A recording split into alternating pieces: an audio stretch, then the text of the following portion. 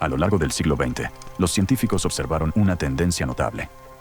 Desde 1932, los puntajes de coeficiente intelectual, CI, habían ido aumentando de manera constante. Este fenómeno se conoce como el efecto Flynn.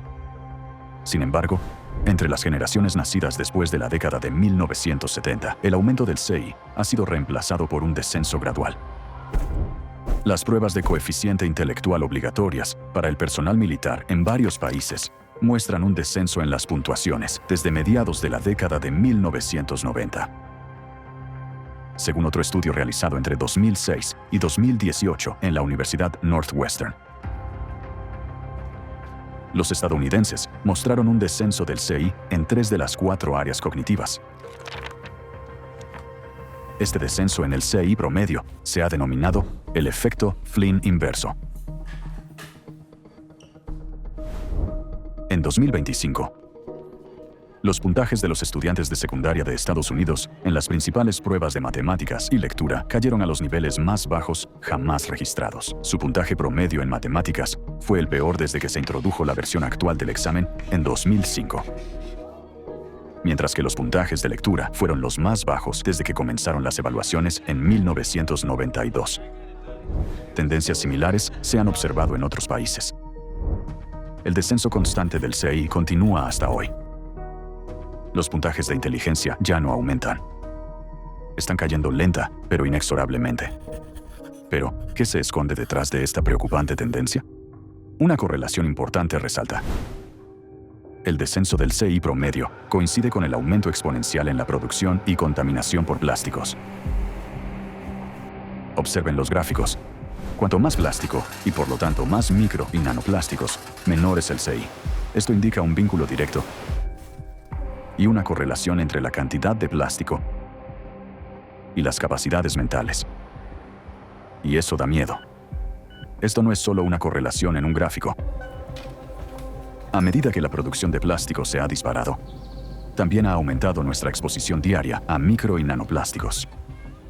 Las partículas de plástico cargadas pueden atravesar fácilmente las barreras biológicas, incluida la barrera hematoencefálica. Una vez dentro del cerebro, las partículas de nanoplástico se acumulan no solo en las neuronas, sino también en las células gliales, las mismas células que nutren y protegen a las neuronas, y ayudan a formar las conexiones neuronales. En el cerebro, hay muchas más células gliales que neuronas. El nanoplástico con carga electrostática altera la función de las células gliales, provocando inflamación y estrés crónico. Es decir, desencadenando un ciclo continuo de destrucción dentro del propio cerebro. Para el cerebro, el estrés crónico y la inflamación son como una computadora funcionando con la batería críticamente baja. Cuando la batería está casi agotada, pero decenas de programas siguen en funcionamiento, el sistema cambia automáticamente al modo de ahorro de energía, cerrando las aplicaciones que consumen más recursos para evitar sobrecalentamiento o fallos. Nuestro cerebro funciona de manera similar.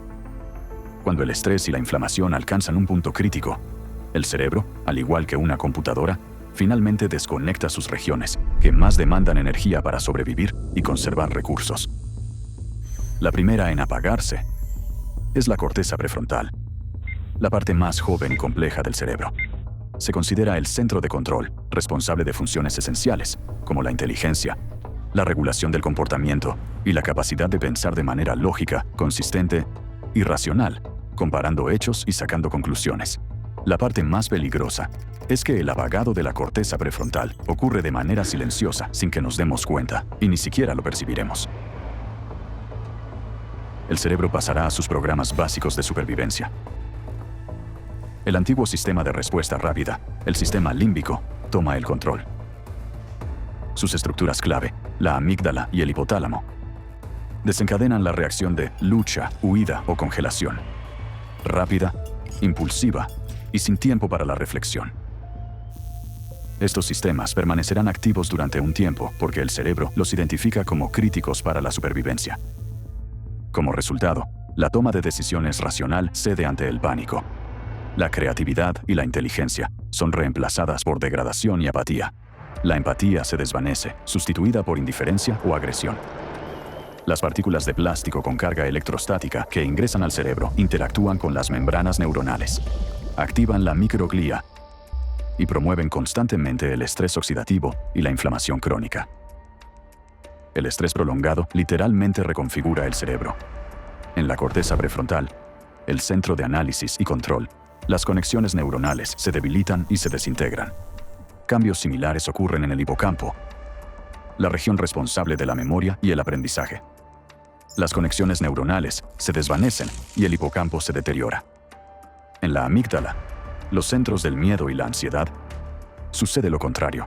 Las conexiones se fortalecen, la ansiedad y la agresión se intensifican y pueden desarrollarse ataques de pánico. El cerebro se reorganiza. En lugar de pensar y analizar, comienza a operar por instinto. Al hacerlo, pierde la capacidad de reconocer el peligro real y de responder adecuadamente.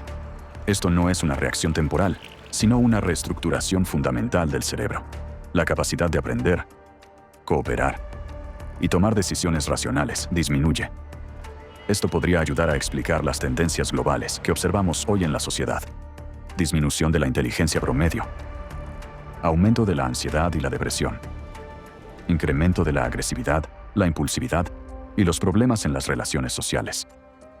A medida que la cantidad de plástico en el medio ambiente siga aumentando, el efecto Flynn inverso se hará cada vez más evidente. Las personas no solo se volverán menos inteligentes, sino que ni siquiera se darán cuenta de ello. Se convertirán en prisioneros de una realidad distorsionada por sus propios cerebros. Como resultado, los seres humanos perderán la capacidad de percibir adecuadamente el mundo, los acontecimientos e incluso las amenazas evidentes. Ya no podrán conectar los hechos de manera lógica y, por lo tanto, perderán la capacidad de tomar decisiones sensatas. Eso marcará el fin del pensamiento humano. Nuestro deterioro cognitivo ya está en marcha. Esto no es una predicción, sino la realidad. Los plásticos nos están haciendo menos inteligentes y menos capaces de responder a las crisis. Están dañando las regiones del cerebro responsables de la memoria, la atención, la resolución de problemas y la creatividad, las mismas habilidades que necesitamos urgentemente para lograr avances científicos y encontrar la manera de neutralizar la amenaza que representan los micro y nanoplásticos. Y nos queda muy poco tiempo para tomar las decisiones correctas. Sin embargo, la pérdida de inteligencia no es lo peor que nos espera. La exposición prolongada a micro y nanoplásticos y su acumulación en el cerebro conduce al fallo gradual incluso de nuestras funciones más básicas de supervivencia. En otras palabras, corremos el riesgo de perder no solo nuestra capacidad de pensar, sino nuestra propia capacidad de vivir. Y si esto suena a exageración, considérese el caso de las abejas. Debido a que su masa corporal es mucho menor, la concentración de plásticos en sus cerebros es mucho mayor. Ellas ya viven en el mundo al que nosotros ahora estamos entrando rápidamente. El microplástico puede ingresar al cuerpo de una abeja a través de su delgada cutícula o junto con los alimentos, y en tan solo 72 horas alcanza el cerebro. Desde allí, al igual que en los humanos, provoca daño sináptico, neuroinflamación, muerte celular y alteraciones en los neurotransmisores. La abeja pierde masa corporal, su metabolismo se ralentiza y su sistema inmunológico se debilita. Su sentido del olfato, la memoria y la capacidad de orientación se deterioran. Las abejas dejan de reconocer a sus congéneres y ya no pueden regresar a la colmena. Con la exposición prolongada al nanoplástico, el daño se vuelve fatal. El sistema nervioso de la abeja colapsa bajo la carga y algunos ejemplares simplemente caen muertos en pleno vuelo. Miren esta foto. Se puede ver el cerebro de una abeja que ha sido penetrado por nanoplásticos. Esta cantidad de nanoplásticos fue suficiente para causar un grave deterioro cognitivo en la abeja. ¿Cuál es el punto crítico más allá del cual, al igual que la abeja, dejamos de reconocer el mundo que nos rodea y morimos en el camino a casa? Si nada cambia, este es el futuro que nos espera. También es importante reconocer que no existe un nivel seguro de estas sustancias químicas en el cuerpo. Aunque la manifestación de sus efectos pueda tardar más con dosis bajas, no significa que a menor dosis sea seguro tenerlas. ¿Por qué es esto importante? Creo que lo es por muchas razones, porque tan pronto como definamos un umbral, diversos grupos con intereses particulares podrían argumentar que basta con mantener la concentración de micro y nanoplásticos por debajo de ese nivel, ya sea en el suelo, en el agua o en cualquier otra fuente. Y eso implicaría que se permite cierta presencia de micro y nanoplásticos en nuestros recursos, aire, suelo, agua, etc. Pero debemos recordar que el impacto es acumulativo. No se trata de un umbral particular en un momento dado ni en la fuente de lo que consumimos, sino del impacto acumulativo en nuestro cerebro. Y honestamente, no lo sabemos. Porque el factor tiempo será distinto para un niño pequeño, cuyo cerebro aún no está completamente desarrollado, frente al cerebro de un adulto. Recordemos que una sola partícula de nanoplástico en el cuerpo humano no equivale a una célula muerta. Después de destruir una, esa misma partícula no se detiene. Continúa viajando por el cuerpo, matando una célula tras otra. Por lo tanto, incluso las cantidades más pequeñas de nanoplásticos no representan una concentración segura.